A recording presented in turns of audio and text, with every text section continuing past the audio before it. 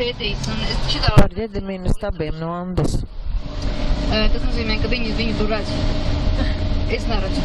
Citi redz, tā kā ir redzīgie un neredzīgie. Es to rādu turistiem. Ir citi, kas redz, ir citi, kas neredz. Tā kā šeit ir acīm redzot, bet ne frontes, bet es domāju, mēs pilnīgi mierīgi šo lietiņu varam arī atstāt. Un tas acīm redzot kaut kas tur ir. Un kāpēc tā arī nebūtu, jo galu galā tomēr tajā laikā tika celts. Āburtiņus es redzu citur. Augšā tur spicītēs. Es viņus tur daudz redzu āburtiņus, bet es viņus redzu citur. Atkal tātad vienas redzu. Es nekad nebūtu iedomājusies tur, kur viņas iezīmēja Inga.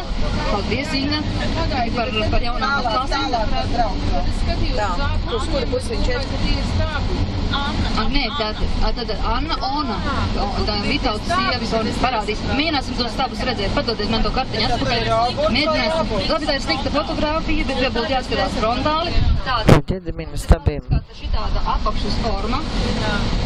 Un mums jāsaskata kaut kur šitāds te pa vidu tāds, veidojums, un kurā jā. Tad šitie stabi, gala stabi, gala tās tie gala tornīši ir šitie, Un pa vidu varbūt arī, ka var redzēt, ja labi skatās. Es negribu teikt, ka tā nav. Es piedāvāju turistiem. Annes baznīcas fasādē it kā redzam Ģedimīna stabu. Šeit augšā, tie ir mani āburtiņi, šitien augšā. Labi, mēs to skapsim.